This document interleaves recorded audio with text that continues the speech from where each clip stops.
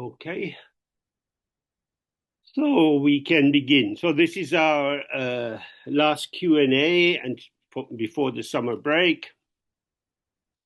Sometime in September, I hope, of course, we'll work out some other dates we could meet for the questions.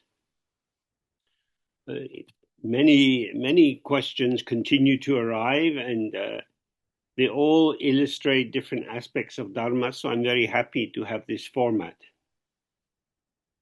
The only problem is that it takes a long time to get through them all. So when people send in a question, they have to wait usually some months before it's attended to. But we do our best.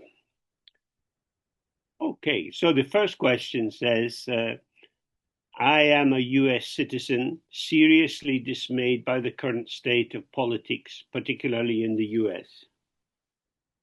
I am so upset by the prospects that I completely exclude all news and refrain from discussions on the topic.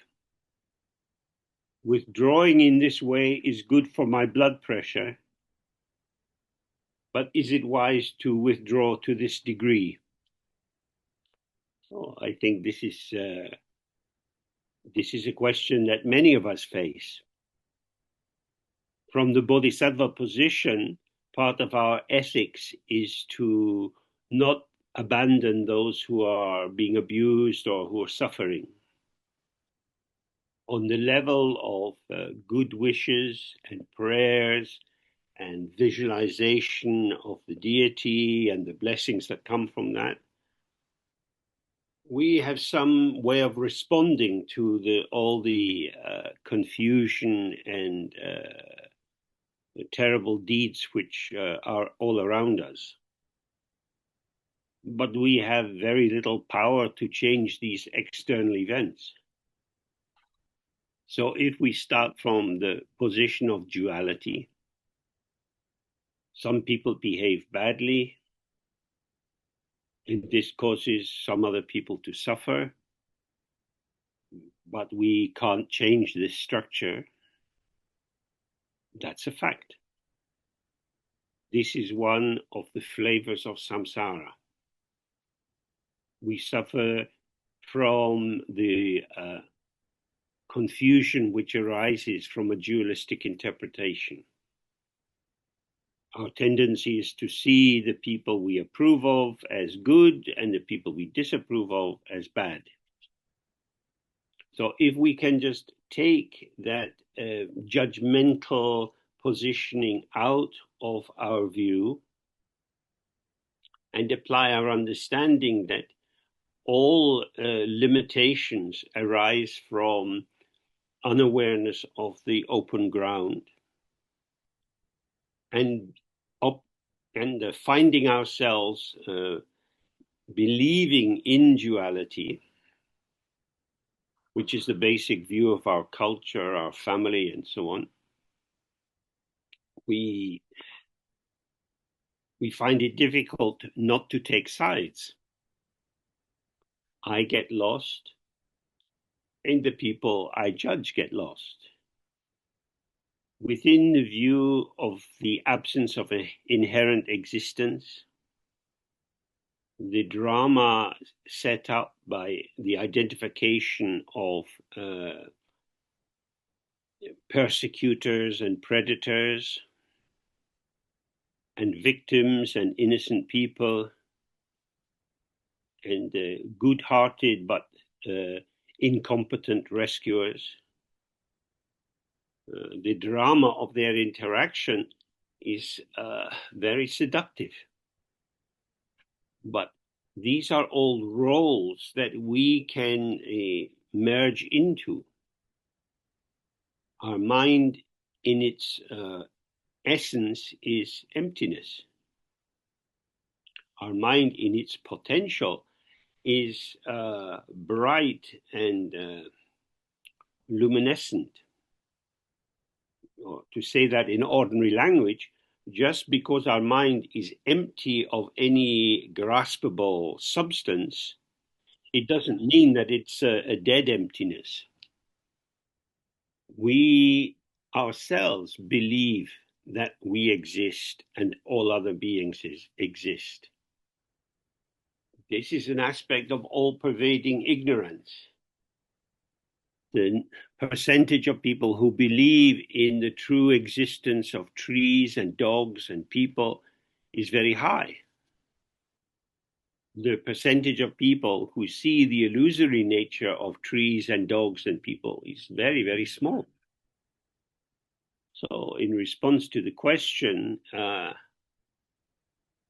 middle way between being overwhelmed by the continuous stream of disturbing news or the defensive avoidance of immersion in this flow of news as if it were real and damaging, the middle way is always to start with our own absence of inherent existence.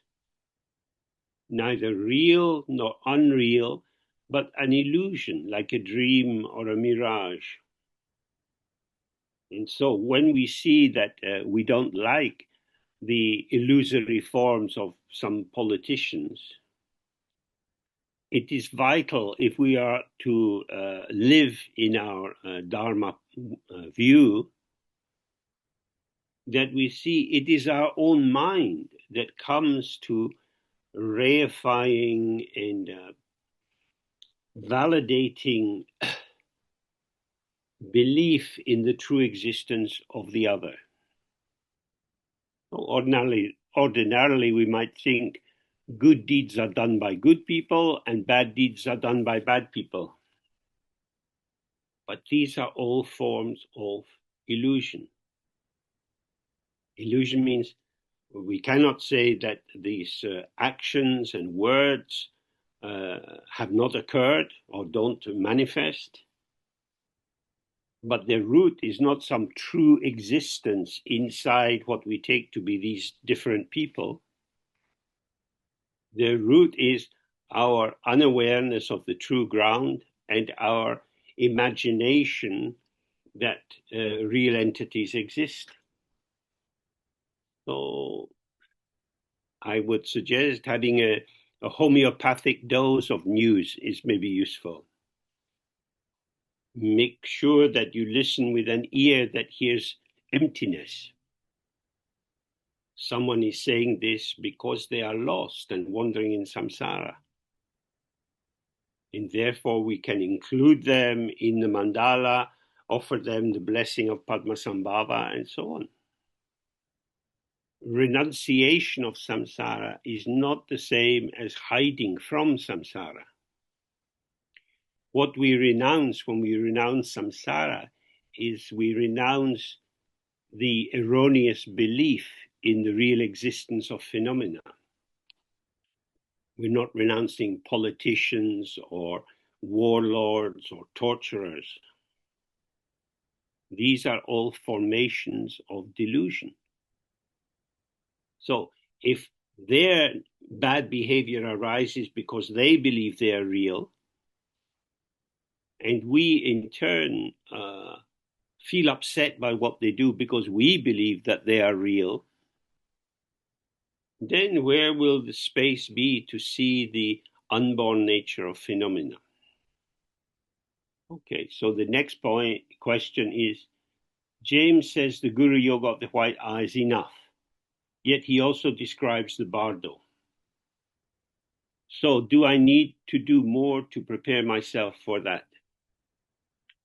The Guru Yoga of the white eye looks very simple, but actually is very difficult. I say, we just relax and release. But we don't just have conscious tensions in our lives.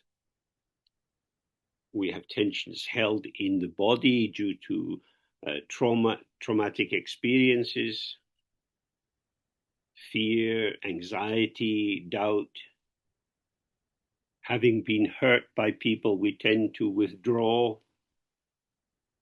And this very action of self-protection makes us unavailable for an infinite opening to how it is.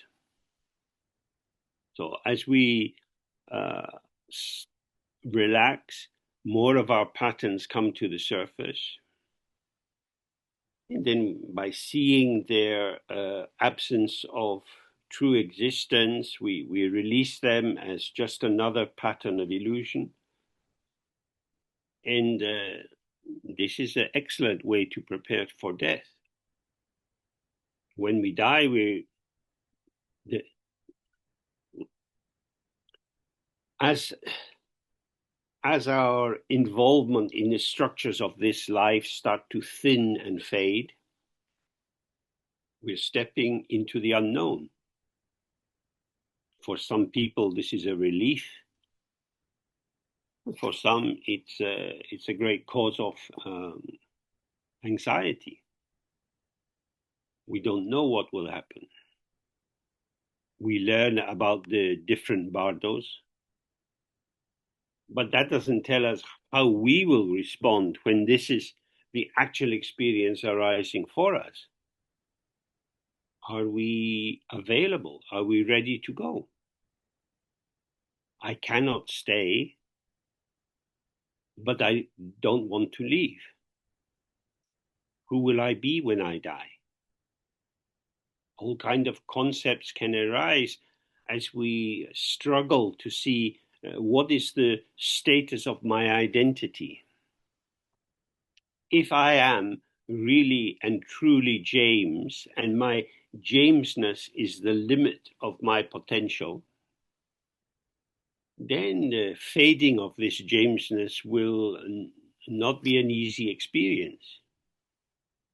But when we do the 3-hour practice, we dissolve out of our Jamesness or Robertness or Eureka-ness or whoever we are. And we can only do that if we trust. Nothing is better than something. That sounds stupid. In English, we say a bird in the hand is worth 2 in the bush. Get hold of your life. Who are you? Be yourself. Be true to yourself. But it's vanishing. So nothing is better than something, because all somethings come from nothing.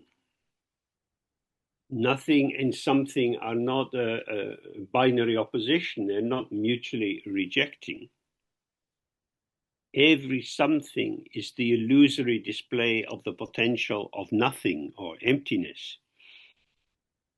And this nothing is not nothing at all, because ceaselessly it gives rise to experience. It's the experience of something which is not different from or non-dual with nothing. So when we truly relax and we see our unborn ground, the source, which is inseparable from Rigpa awareness, this is our true source. I am the blossoming or the shining forth of emptiness. I am talking, the translators are talking, sound is coming out, facial expression is changing. We are the site of ever-changing manifestation which arises co-emergent with the field. My words arise on the basis of the question. The translator's words arise on the basis of what I say.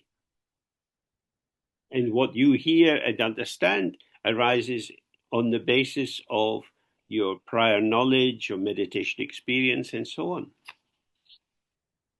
We are aspects of the ungraspable. We are ungraspable aspects of the ungraspable.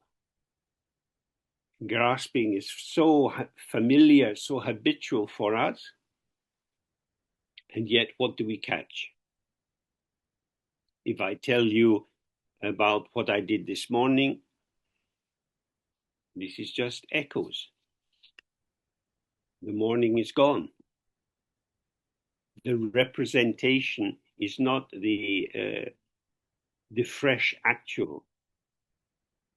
So by entering fully again and again into the openness of the Guru Yoga, we prepare for life, for compassion and wisdom, ceaselessly moving in relation to others. These experiences arise for a while, and then they're gone. There is nothing to grasp. But there will always be something to be present with and to respond to. So the benefit of the Guru Yoga of the White Eye is it goes directly to the source. Some of us do this short Padmasambhava practice, and there we don't go directly to the emptiness or the Dharmakaya.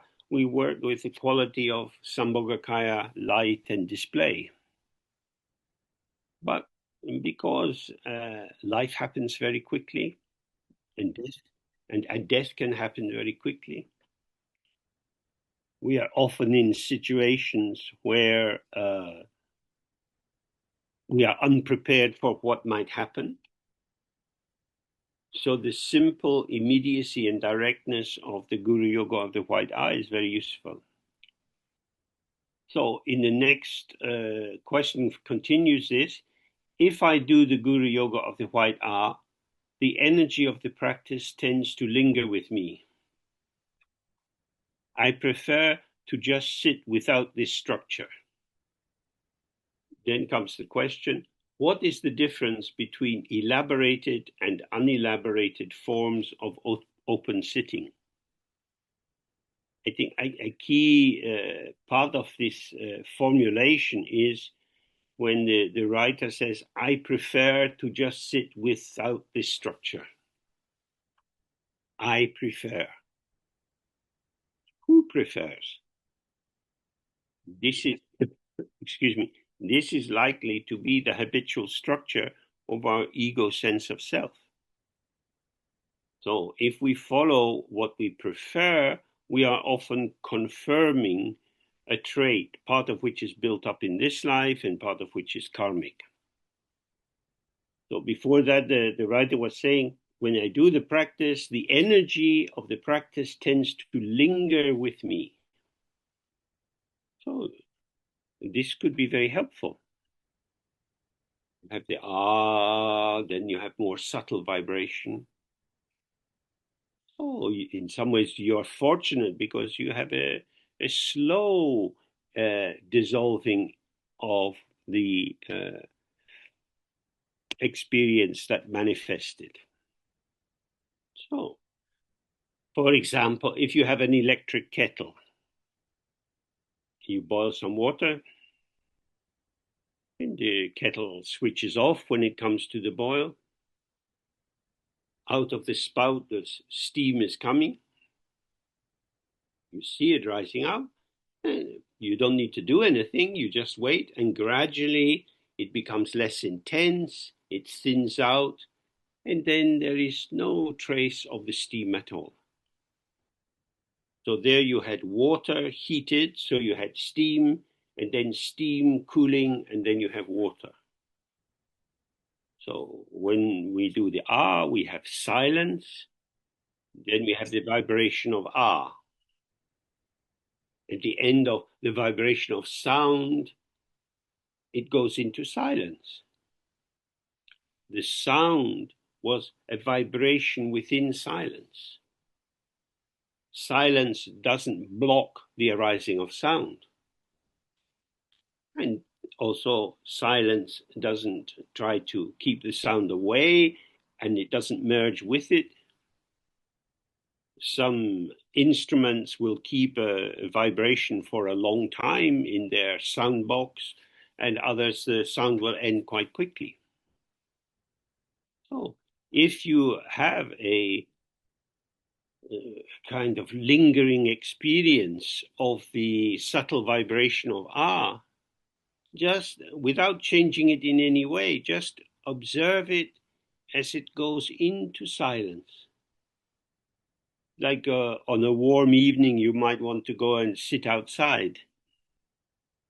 And you're sitting, and gradually it's getting a bit darker. The sun sets, the light is fading. And if you're in a quiet country place, you then have only darkness. This is a very precious experience. We tend to take the light for granted, especially now when we have electric light. There is a stability in it, and by being able to turn the switch, we have a kind of mastery over the light. But the light is an aggregate of micropulsations. Just as with Tibetan music, when playing the cymbals, you go and you build up by the vibration between the two pieces of metal, the sound builds up. Has a definite impact on the body. And then, as the silence comes with the stopping moving the cymbals, gradually the body is released from its adaptation to that vibration. So in many systems, including the tantric system, they often say that the sunrise, or before sunrise, the dawn and the sunset, these are the special times between the seeming fixity of night and the fixity of day. In the twilight, the familiar becomes unfamiliar. And so at the time of the early development of Tantra, they developed what was called the Sandhya Bhasha, the twilight language, which was a coded language so that yogis could speak to each other, but people without the initiation wouldn't understand. So to stay with the lingering, the fading, the vanishing, allows us to see that what appeared to be real and separate and self-existing, we see that this, what we took to be the reality of things, was in fact an experience which was co-emergent with or independent, arising with many factors which were themselves arising and vanishing. So in duality, ordinarily we think in terms of self and other. I experience myself, but I don't experience you in the same way. I am the subject, you are the object. But when we see these fadings or twilight moments, we see that the seeming reality of phenomena was imputed. It was an interpretation. Your belief in the truth of things is like a glue. So if you take some pieces of Lego, and each piece is devoid of any overdetermined definite function. It's available for diverse usage. And you make the shape of a boat. It took you 2 hours to make this quite elaborate boat. And then your sibling wants to play with the Lego. And you say, don't touch it. It's a boat. It's my boat. So your belief in the boat and your belief in your ownership of the boat is a kind of glue that would fix these pieces of Lego in place forever. But if your sibling is bigger and stronger than you, then your boat can come apart very easily. So these moments of lingering or echo or trace are very helpful because we see there the glue by which we hang on to what appeared to be real. So what we are concerned with is not the delusion of an objective existence. We are concerned with the quality of experience. Objective knowledge lets me sit outside the story I tell about the world. So I might tell you what my apple looks like. But if I bite into the apple, I have a revelation which is part my mouth and part the flavor and potential of the apple. The apple in my mouth has a different revelation, a different quality of revelation from the apple on the table. Maybe the apple has been a bit bruised in its transport. And when we bite into that part, there is a slight different quality of sweetness, and the texture is weaker than in the bit that isn't bruised. So knowing about the apple on the table and the revelation of the potential of the apple as I eat it are two linked but parallel domains. So we have been trained in school and so on to privilege objective knowledge, because that also makes it easier for the teacher to mark our homework. We're writing about something out there, and the teacher can read your account of something out there and compare it with their experience of what is out there, what Shakespeare said or Goethe said or whatever. But from the Dharma point of view, there are no self-existing objects. All that we encounter is irredeemably subjective. It is our experience. Now, experience is more subtle than the conceptual construct of a seeming objectively existing entity. And we in Dharma, in all the different schools of Dharma, we are concerned to turn our mind towards our own experience. So if you were doing shamatha, you don't want to get distracted. But you can also deepen your shamatha practice by being interested in the nature of distraction, not judging it as bad, as a mistake, but as an occurrence. How is this for me?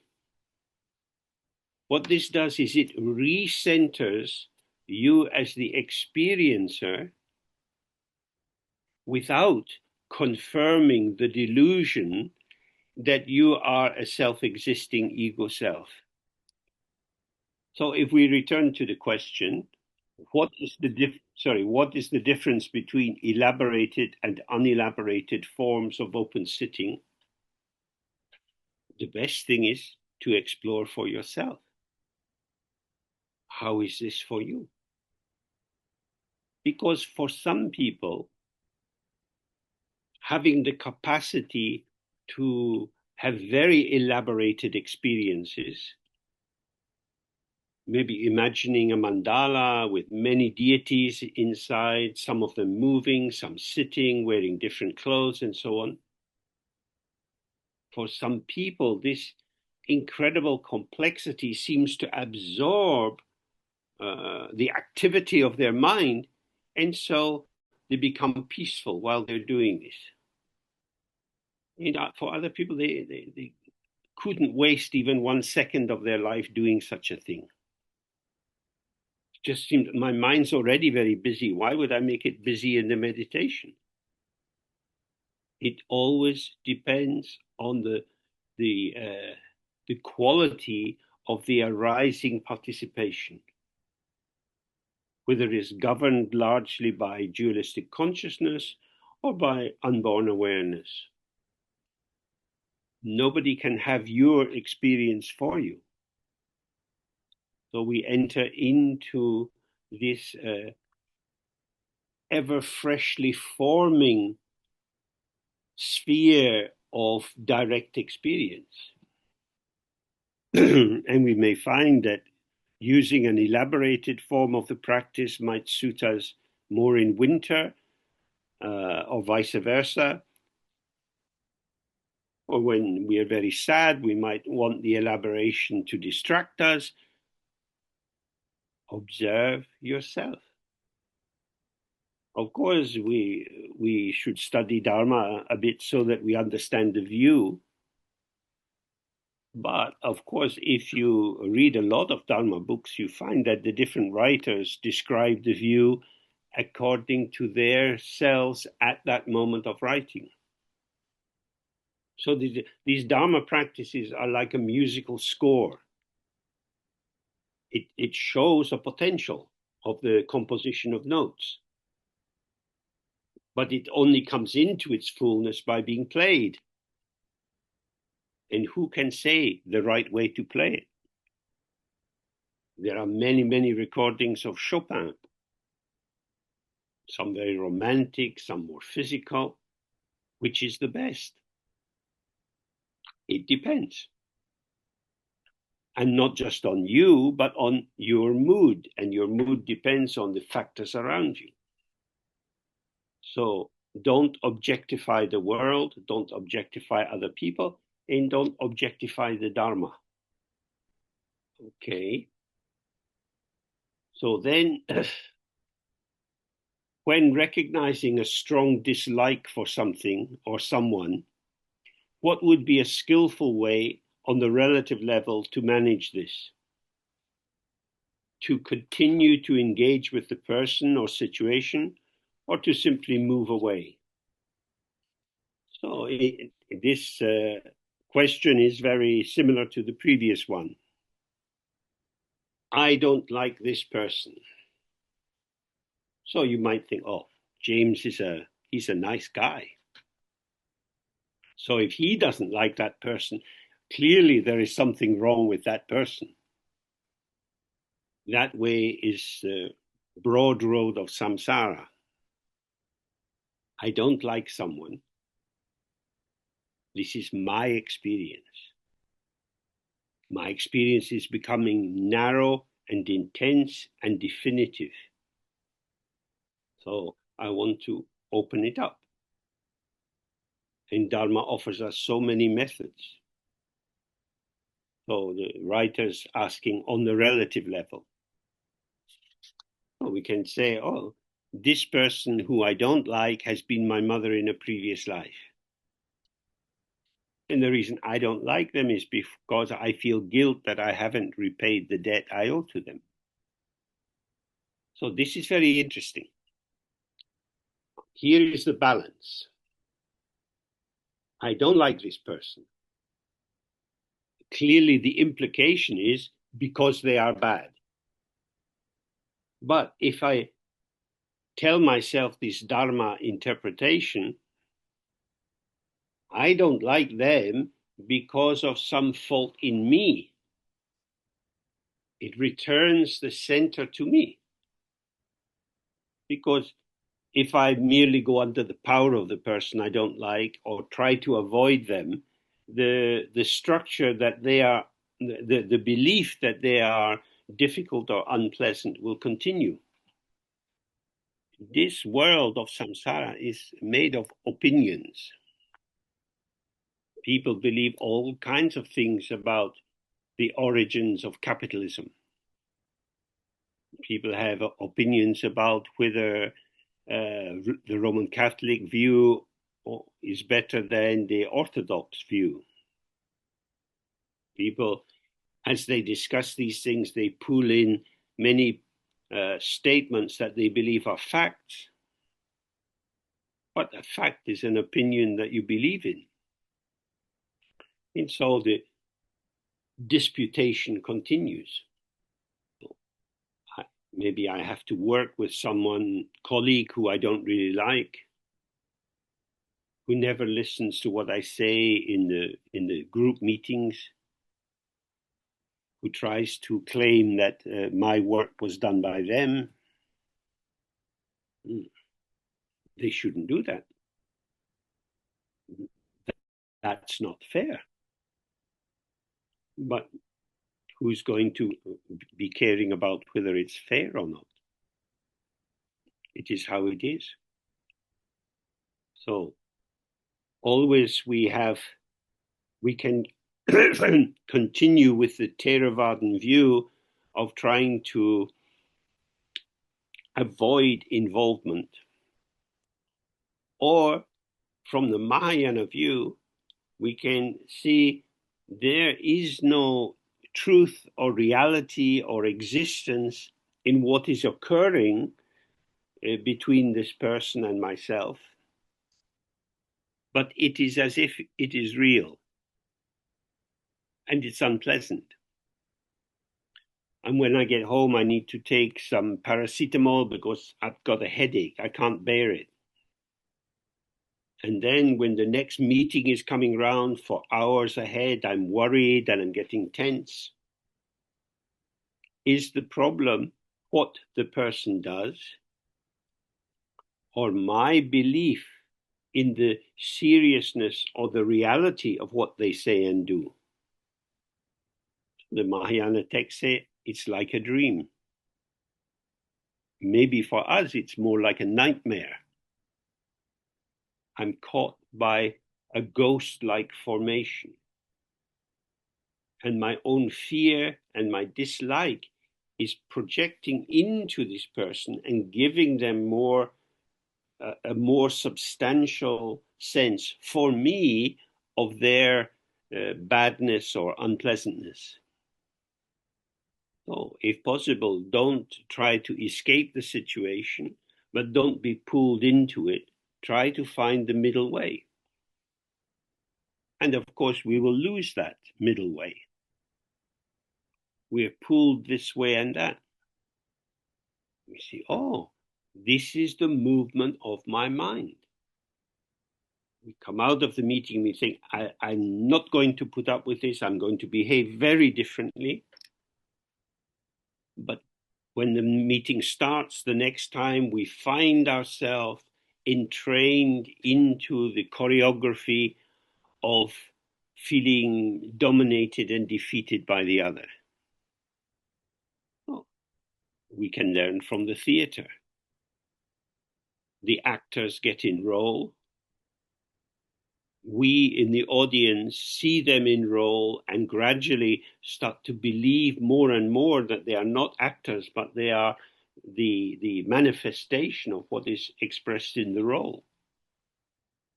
They are actors.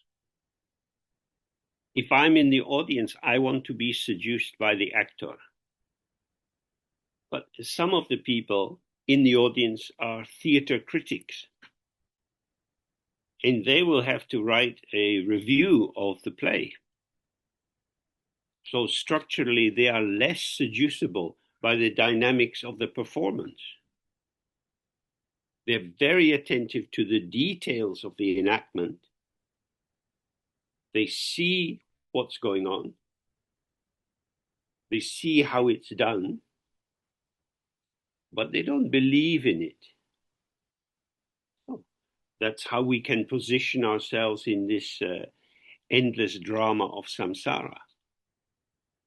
When you're a member of the ordinary audience, and you sit down, and then maybe there's some music, and then the curtain opens. And if you're fortunate, you're swept or drawn into the play. So in this theater of samsara, many plays are running. We go from one play to another, but somehow we're always in a theater of illusion. So the first thing to recognize is this is not real.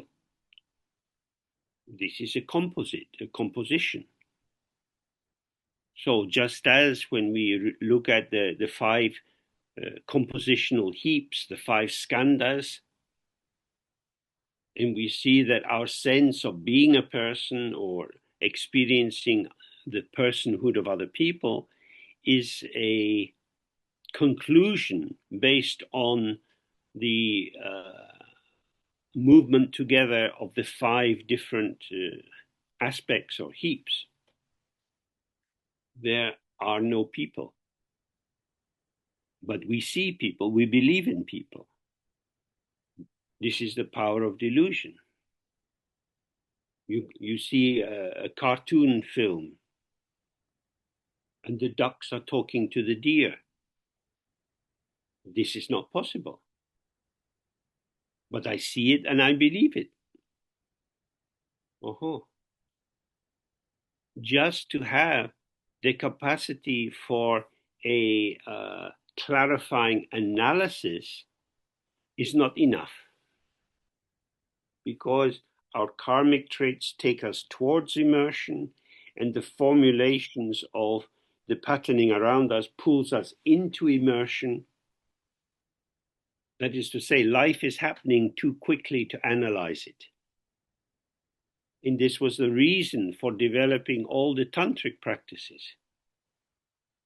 They are not an analysis, but they are a way of viewing the dynamism from within the play. That is to say, we're neither the seduced audience or the conceptually maintained critical observer, but we pray to the deity, please help me, and they send rays of light and blessing and purify this body, this self. They wash out the delusion of reified composition. I am not James, I am a body of light. And this body of light is not different from the body of Aryatara or Padmasambhava. And so James as light merges with Tara, and light flows into light. Light has no boundaries like that. Just as if we pour water into water, you can't separate the water that came from pot A from pot B. Water is water. Light is light. Emptiness is emptiness. So if you can adopt this tantric view or its more simple formation, the Dzogchen or Mahamudra view, this allows us to be moving in the field of the interplay of potential, while always seeing the empty, illusory nature of what occurs. Okay, so then the next question, we can discover the nature of the mind in the gap between the object, which is perceived as external, and the consciousness which perceives that object. However, when a thought arises, we perceive it immediately without a gap. Thought is consciousness. The object and the subject are inseparable. Could you please explain how to free thoughts? Well, the simple answer is to don't hold on to them. Thoughts are inherently free. They arise in the mind and they vanish in the mind. The Dzogchen text says the mind is self-arising and self-liberating. The thought is bound by the thought, by the dualistic consciousness that grasps at thoughts. Let it go. Of course, in order to function in the world, we have to have thoughts, feelings, sensations. So if you have air conditioning, then you need to ask the people that you share the room with, is it getting too cold? For one person, 18 is perfect, but 21 is too hot. Someone else, 18 is too cold. So these are opinions. I couldn't speak if situationally I didn't believe in my opinions. But fortunately, my opinions, as soon as they come out of my mouth, they go into the past. Time is the great toilet. Everything will be flushed away.